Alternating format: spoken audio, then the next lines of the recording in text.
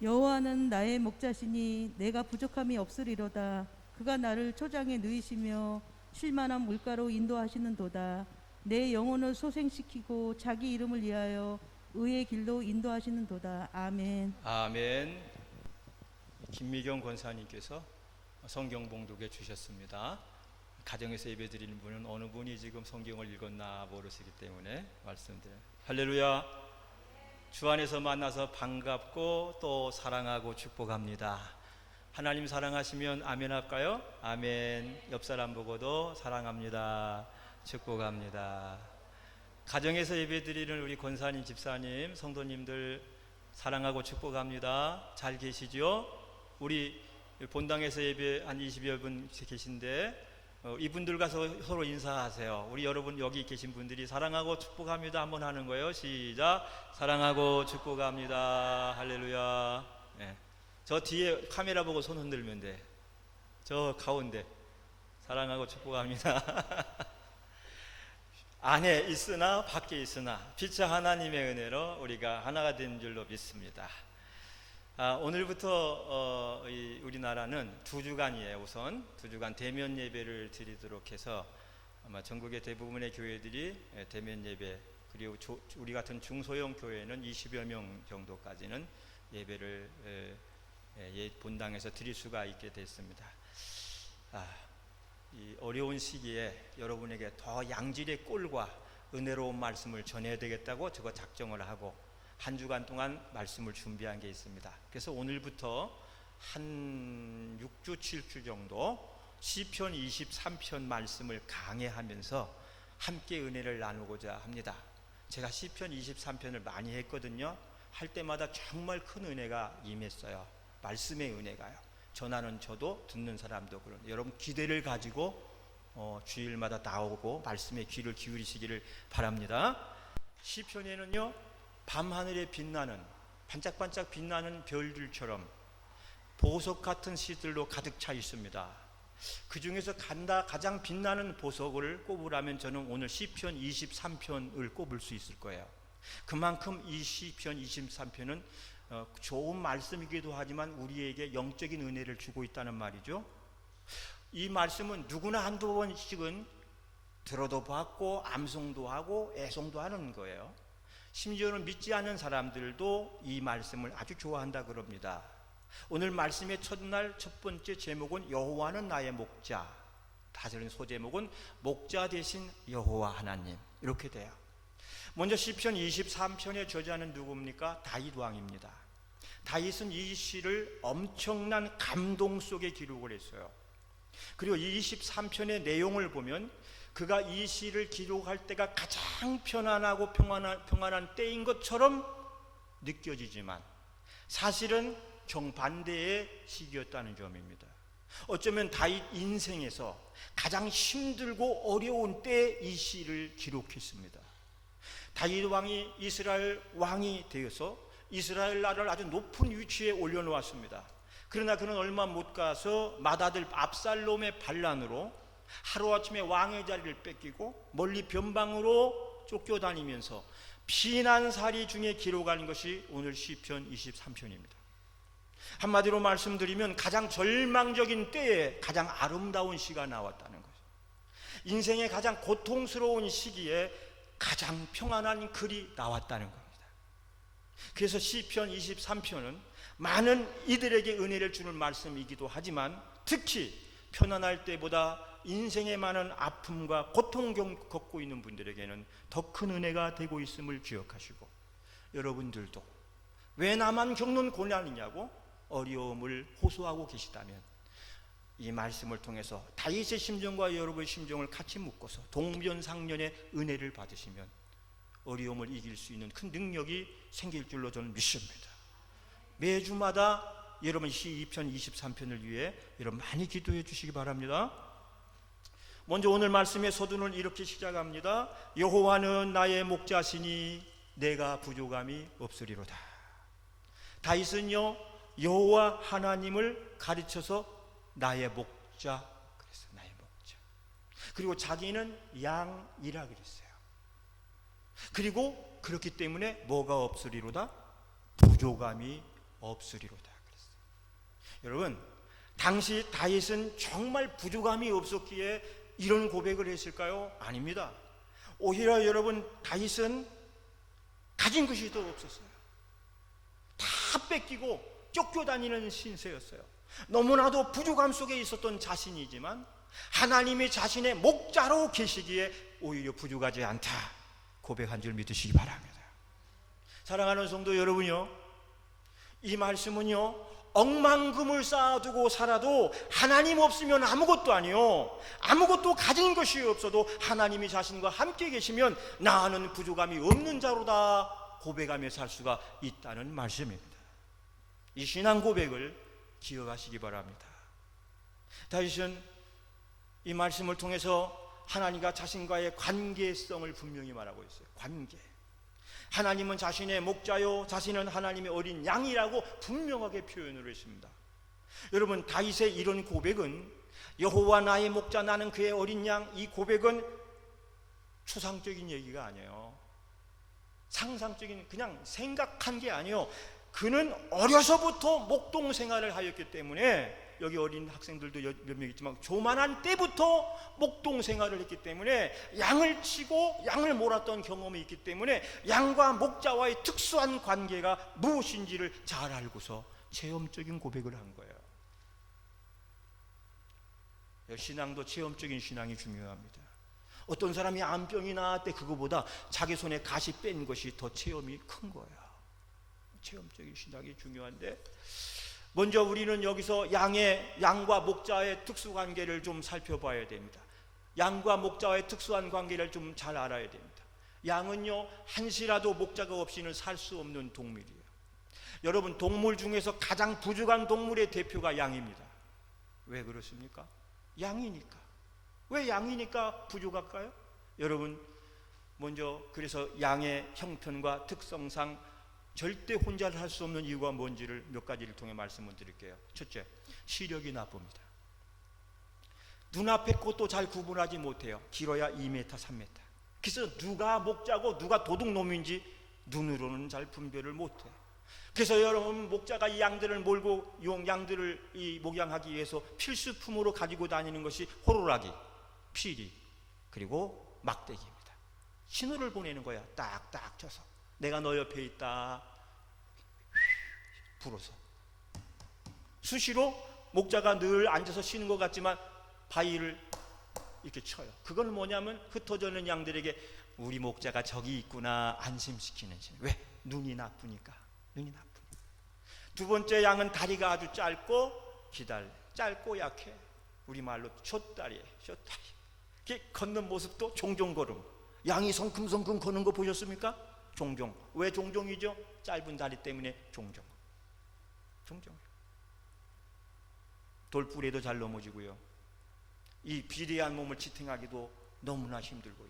그래서 한 번 넘어지면 쉽게 일어나지 못하는 다리 짧은 비애를 가지고 사는 슬픈 동물이 양이라는 동물이에요. 또 여러분, 양은 스스로 지킬 수 있는 무기가 없어요. 예를 들어 날카로운 이빨이나 손톱, 발톱 이런 것들이 전혀 없는 동물입니다. 그 다음에 양은 미련하고 어리석기 짝이 없다 그래요. 길 가다가 이런 웅덩이가 나타나면 꼭 한번 누워보고 가는 양이에요. 근데 한번 누워서 뒤집히면 스스로는 못 일어나요. 양이, 목자가 일으켜 세워줘요. 여러분, 그리고 우리 상상을 깨는 것 중에 하나가 양, 생각보다 성질이 못됐다 그래요. 못됐다. 요즘같이 더울 때는요, 꼭 붙어 있고, 추울 때는 툭툭 떨어져 있어가지고, 좀 더울 때 떨어지면 얼마나 좋아. 이 반대로, 성격으로 좀 반대로 한다는 거예요. 욕심 많고 또 욕심 많고 게으릅니다. 다른 동물들은요, 음식을 먹을 때 위장의 70%만 채워요. 근데 유독 양이라고 하는 동물하고 인간이라고 하는 것은 먹고 또 먹고 또 뭐 여기 아구까지 채워야 그만두는.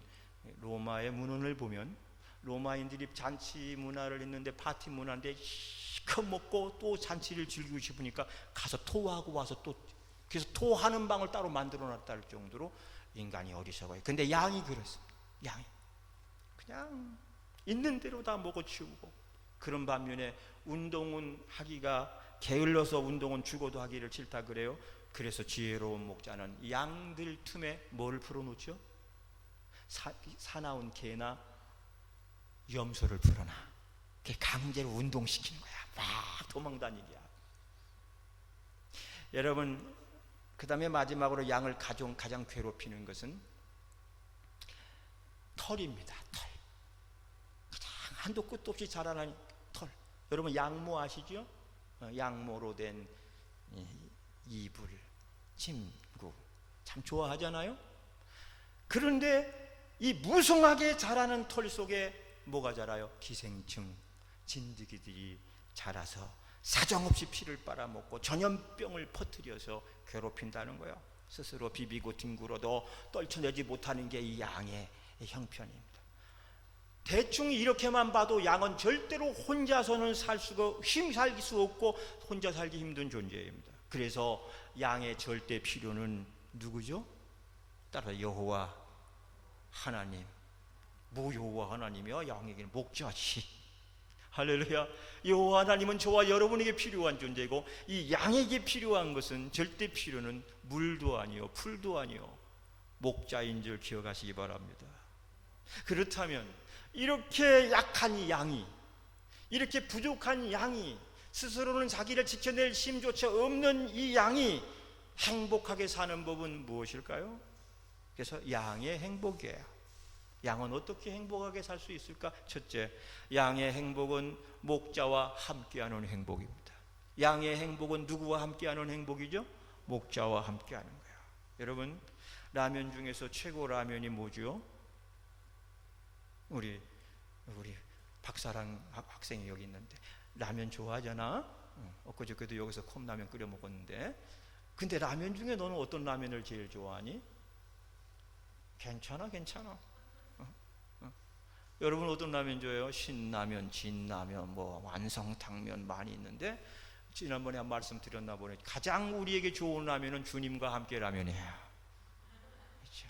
아내와 함께 라면, 남편과 함께 라면, 우리 아들 딸과 함께 하는 라면, 함께 라면.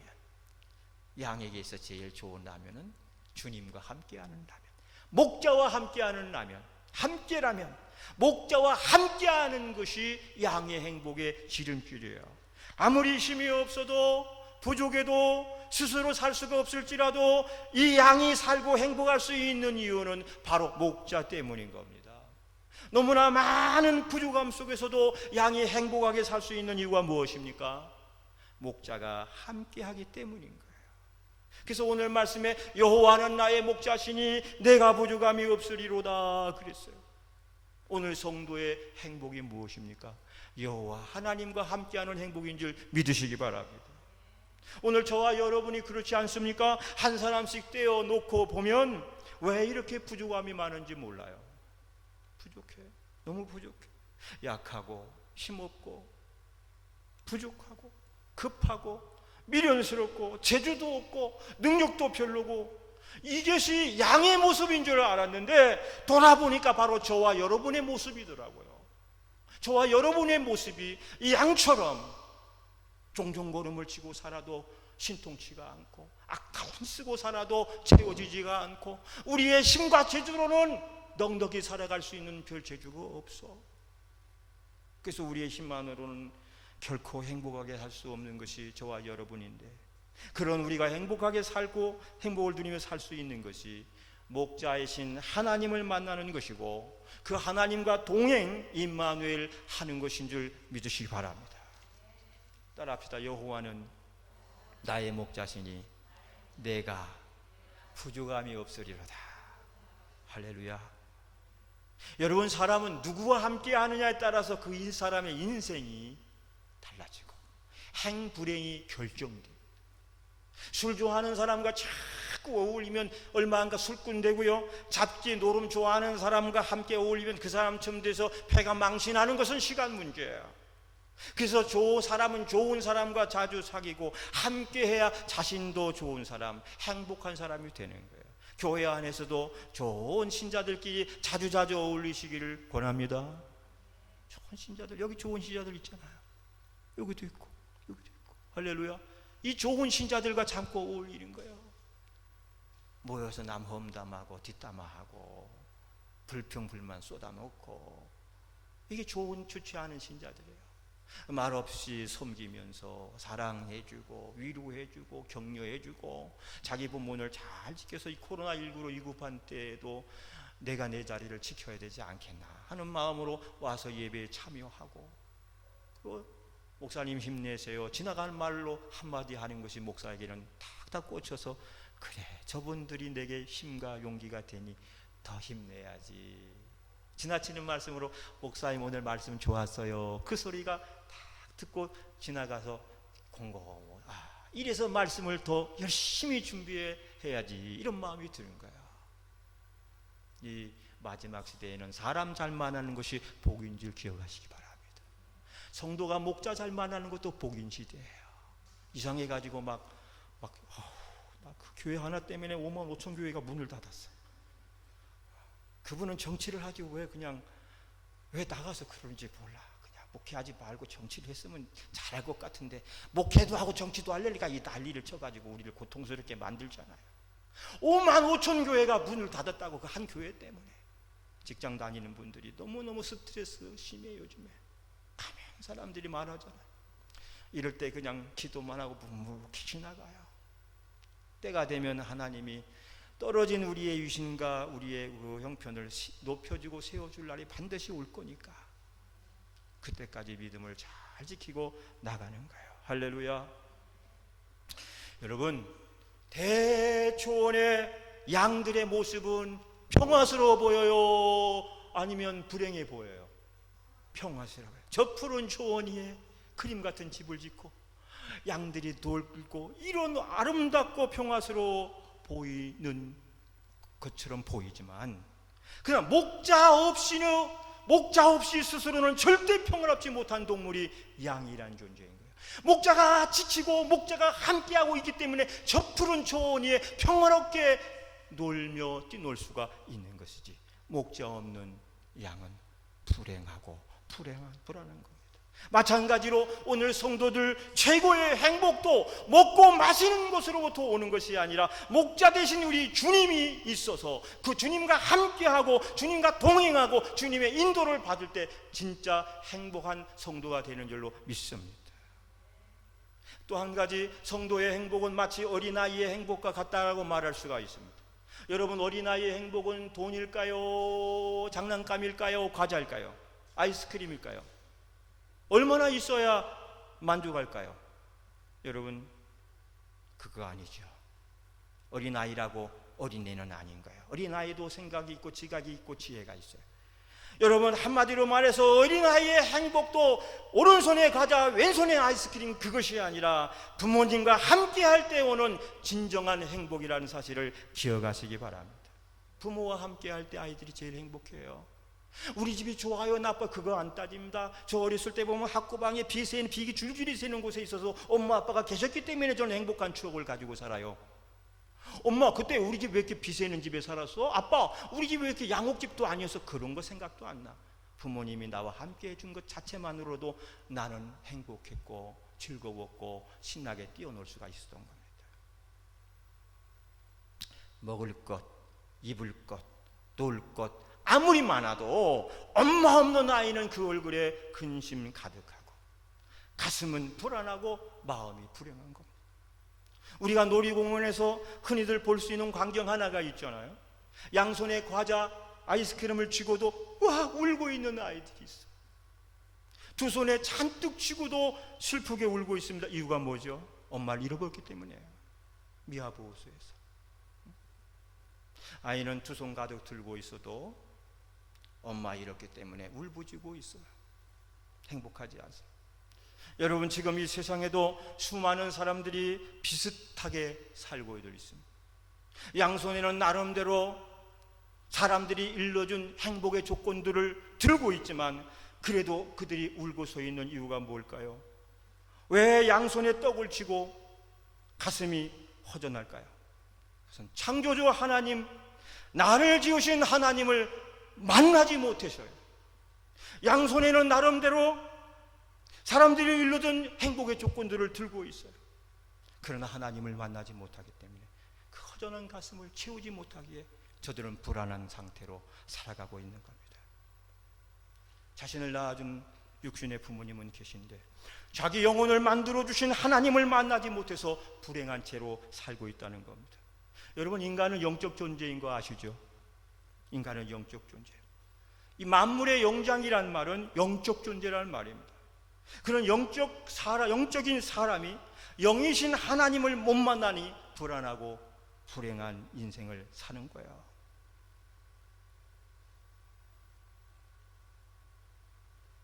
아이의 행복이 엄마 아빠와 함께하는 행복이라면, 양의 행복은 목자와 함께하는 행복이라면, 오늘 영인 사람의 행복은 살아계신 하나님을 만나고 그와 함께하는 것이 최고의 행복인 것을 믿으시기 바랍니다. 그래서 주님이 없으면 아무 소용이 없어요. 영국의 북아일랜드 출신의 이 아이리스 제플이라는 이 주부가 있었어요. 어느 날 한쪽 가슴이 너무 아파서 병원을 찾았는데 그만 식도암이란 진단을 받았습니다. 식도암. 그런데 그녀가 암 진단을 받은 그 다음 날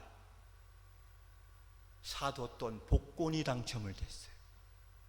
그리고 당첨금이 무려 2010만 파운드, 우리 돈으로 환산해 보니까 놀라지 마세요, 426억 원이에요. 우리나라에서는 찾아볼 수 없는 복권금이 426억 원의 어마어마한 것이 당첨이 됐어요. 그런데 말입니다, 그녀는 그 엄청난 금액의 복권을 들고도 웃을 수가 없었어요. 기뻐할 수가 없어요. 왜 그렇죠? 왜 그는 웃을 수가 없었습니까? 본인 걸린 암 때문이에요. 암 때문에. 여러분, 이 손에 엄청난 금액의 복권을 쥐고 있으면 뭐합니까? 식도에 암이 번져서 오늘 내일 하는데 그게 무슨 소용이 있어요? 다 소용이 없는 거예요. 그래서 야고보 4장 14절의 말씀을 보면 이렇게 돼 있죠. 내일 일은 시작. 내일 일은 너희가 알지 못하는도다. 너희의 생명이 무엇이뇨? 너희는 잠깐 보이다가 없어지는 안개니라.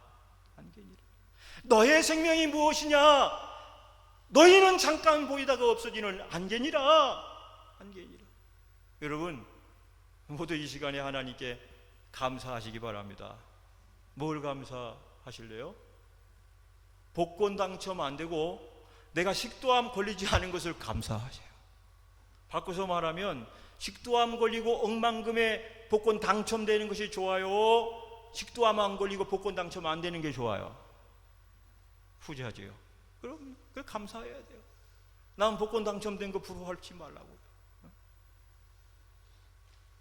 인간의 행복이란 복권 당첨되는 것으로도, 집을 사는 것으로도, 차를 바꾸는 것으로 오는 것이 아니라 참 하나님을 만나고 그와 함께 교제하며 사는 것으로 출발한다는 사실을 믿으시기 바랍니다.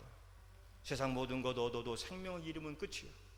세상 모든 것을 잃어도 세상 모든 것을 잃어도 생명이신 예수 그리스도를 만나면 죄사함 받고 영생을 얻으니 내가 가장 행복해진다는 사실을 믿어야 됩니다. 옛날에 돈이 많아 돈병철, 여러분 기억나시죠? 너무 돈이 많아 이름 돈병철. 삼성의 창업자 이병철 씨가 죽었는데요. 그가 죽었는데 그 당시에 30만 원짜리 광목 3필만 가지고 갔대. 거기에 쌓여서 간 거예요. 아무리 돈이 많아도 그 돈 가지고 갈 수가 없는 게 인생인 거예요. 주님 만나야 돼요. 목자의 양의 행복은 목자를 만나는 거예요. 양의 행복은 목자와 함께하는 행복이에요. 사람의 행복은 돈을 벌고 지위와 명예를 얻는 것으로 얻어지는 게 아니라 영혼의 목자이시는 여호와 하나님을 만나는 것이고 그 하나님과 함께 동행하는 것이 최대의 행복인 것임을 믿습니다. 두 번째, 양의 행복은 눈으로 오는 것이 아니래요. 양의 행복은 눈으로 보는 행복이 아니라 귀로서 듣는 행복이래요.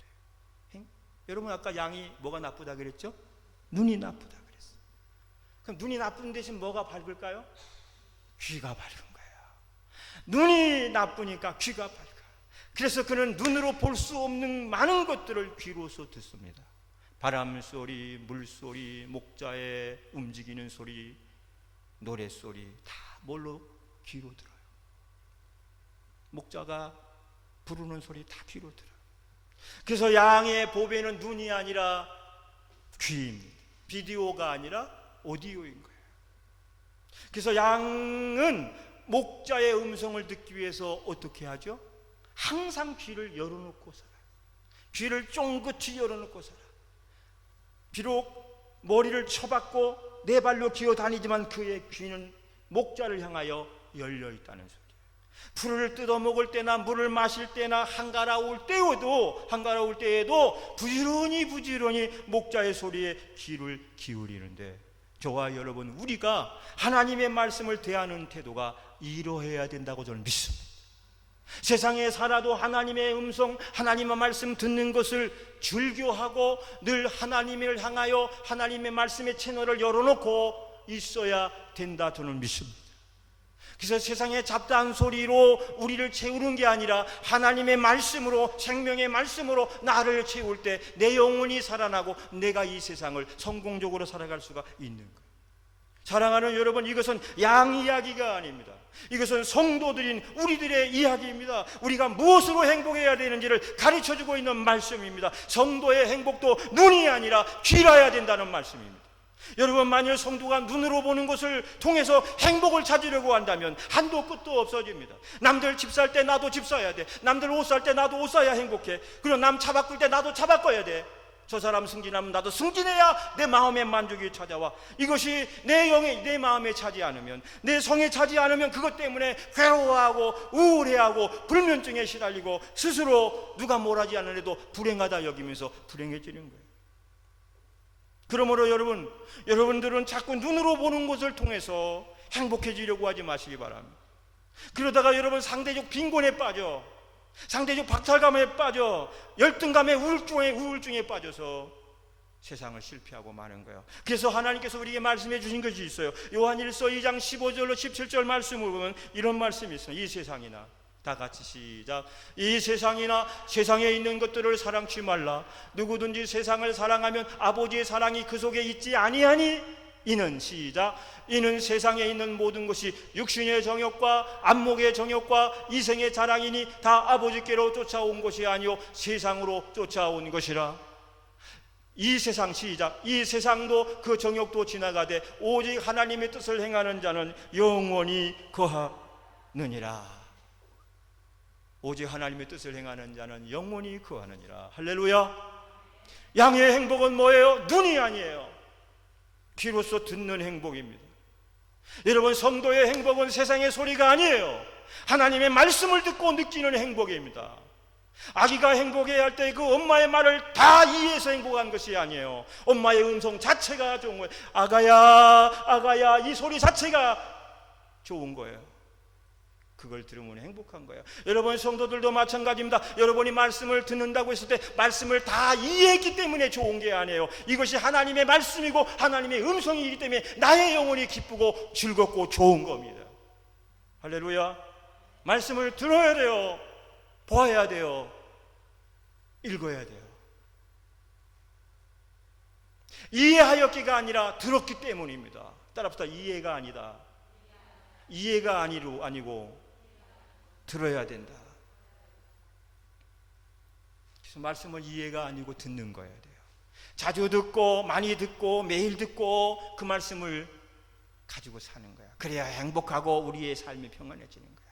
그래서 여러분, 매주 교회 와서 가장 신경 써야 될 부분이 뭐예요? 하나님의 말씀을 듣는 것이에요. 괜히 목사님 넥타이가 오늘은 무슨 색깔이네 뭐 그런 거에 신경 쓰지 마세요.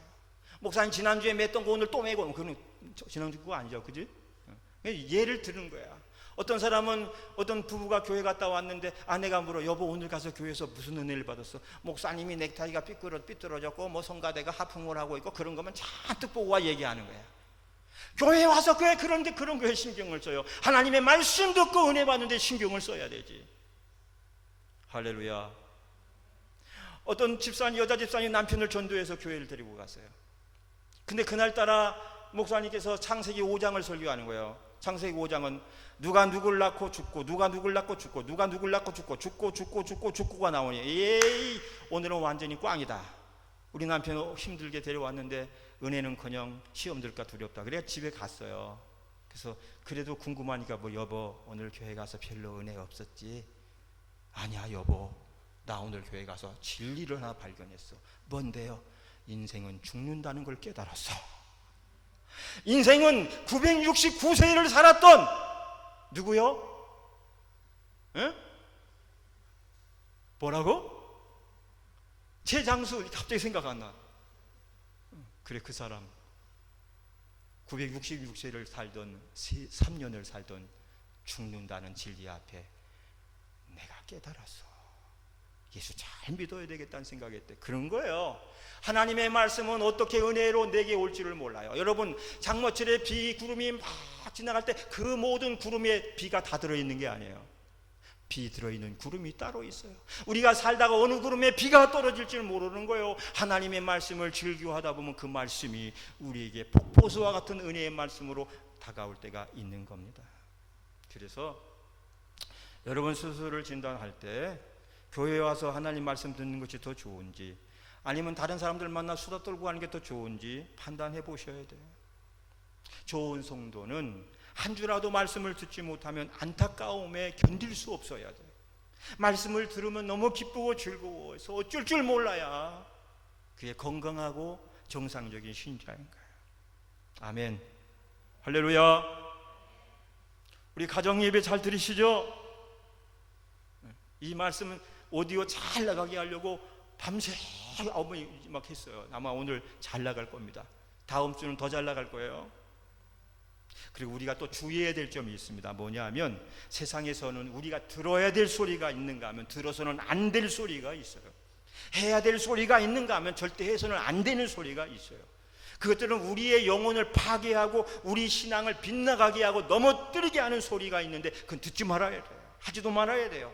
그래서 성도님들은 하나님의 소리와 마귀의 소리, 미친 세상의 소리와 사단의 소리를 구분하여 들을 줄 아는 지혜가 필요합니다. 결혼한 지 한 7년 만에 임신을 한 자매가 있었습니다. 집안에 경사가 났습니다. 그러던 어느 날 교회 목장 모임을 갔더니 예배 후에 순장이 하는 말이 그 배를 보니까 아기가 거꾸로 서 있는 것 같아. 빨리 병원 가봐야 되지 잘못하면 큰일 날 것 같은데 그랬답니다. 여러분, 그 순장은 산파도 아니고 의사도 아닙니다. 그러나 그 말을 듣고 산모는 그날 밤을 뜬 눈으로 불안과 걱정 염려를 푼 눈으로 세웠어요. 그리고 병원을 찾아갔습니다. 그 다음날 검진을 다 마친 의사가 하는 말, 누가 그런 쓸데없는 말을 합니까? 엉터리 같은 말을 하네. 아무 걱정하지 마세요. 태아는 건강하게 자리도 잘 정상적으로 잡고 있습니다. 여러분, 우리는 여기서 아무 근거 없고 쓸데없는 소리로 주변 사람들을 불안하게 하지 말아야 돼요. 불안하게 하지. 해서는 안 될 소리. 또 한 사람은 해산하고 산후조리를 잘 못해가지고 허약 증세에 시달리던 산모가 있었는데 현기증도 나고 어지럽기도 하고 때로 헛것이 가끔 보이기도 했어요. 그러던 어느 날 기도를 해준다면서 찾아온 어느 집사가 귀신이 붙었으니까 귀신을 내쫓아야 되는데 손가락으로 눈을 찌르고 머리부터 발끝까지 흠씨 두들겨 팼다는 거예요.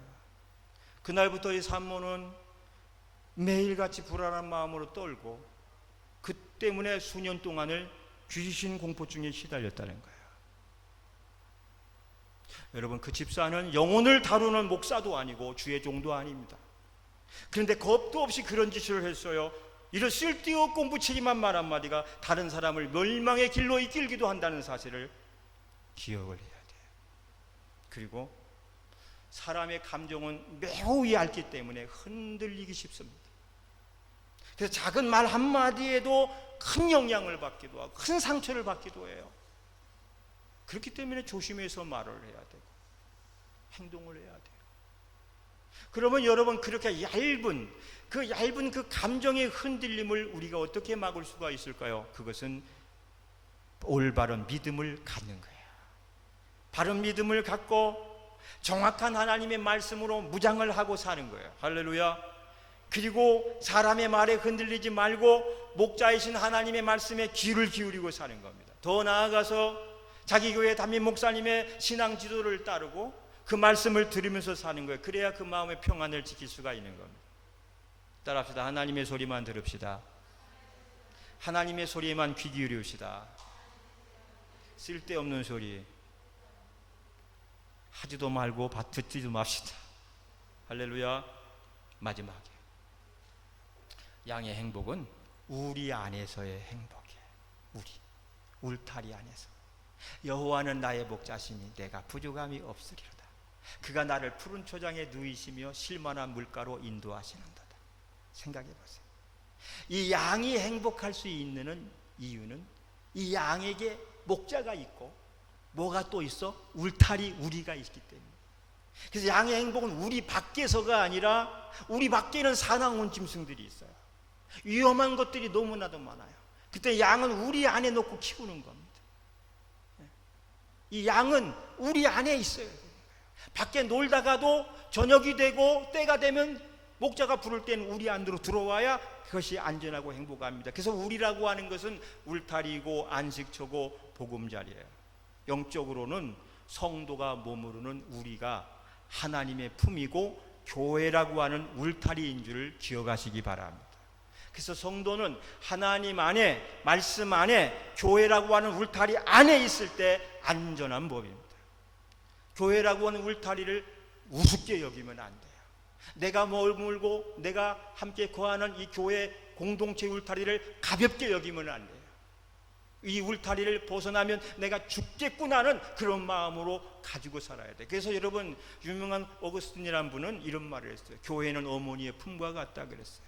어린아이는 어머니 품속에 있을 때가 가장 안전한 거예요. 그래서 여러분, 하나님께서는 저와 여러분을 하나님의 말씀과 사랑의 줄로 메어주시고 진리의 금을 그어주셨어요. 그래서 절대 이 선을 넘어가지 마라.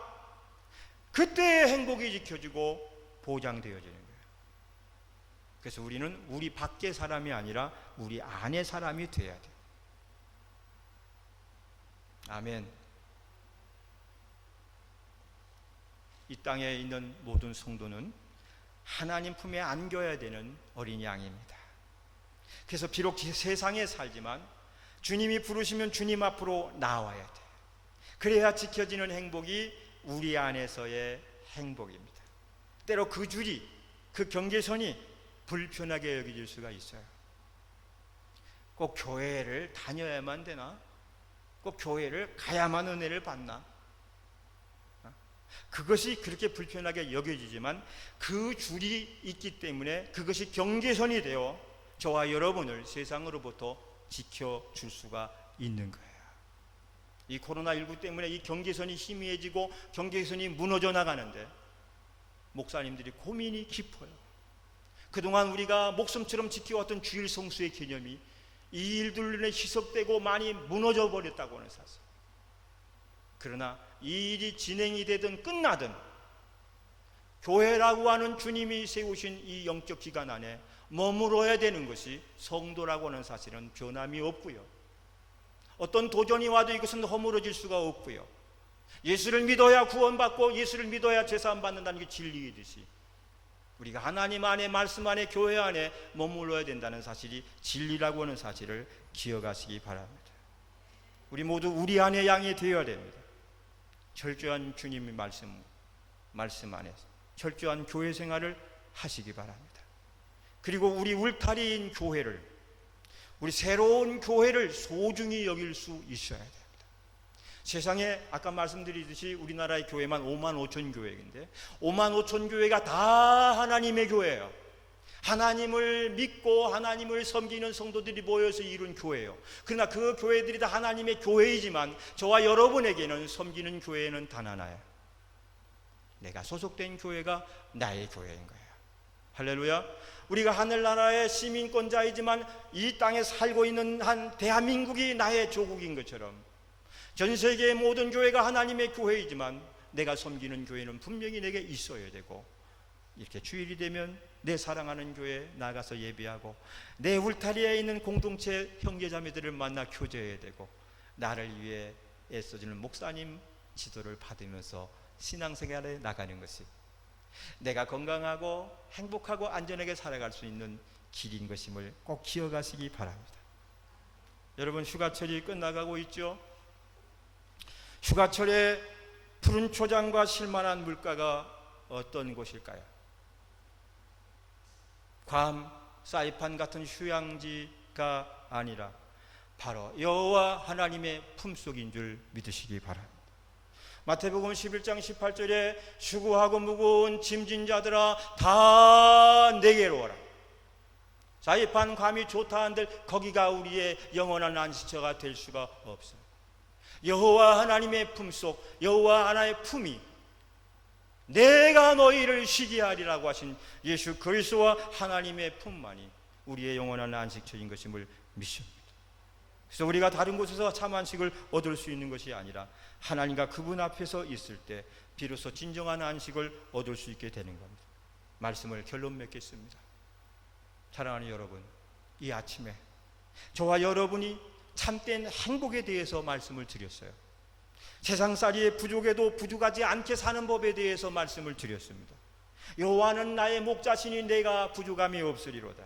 하나님을 목자로 삼는 신앙입니다. 또 눈이 아니라 귀로서 듣는 신앙입니다. 그리고 부지런히 말씀을 사모하시기를 주의 이름으로 의탁을 드립니다. 또 울타리 밖에서가 아니라 울타리 안에서의 신앙입니다. 공동체를 소중히 여기는, 그렇게 될 때, 이렇게 우리가 살아갈 때 우리가 하나님의 양으로서 비록 부족해도 부족하지 않게 해주시는 하나님의 은총이 여러분과 가정 위에, 삶 위에 넘쳐나게 될 줄로 믿습니다. 따라합시다. 나는 주님의 어린 양, 주님은 나의 목자십니다. 주 안에 나는 부족해도 부족하지 않겠습니다. 아멘.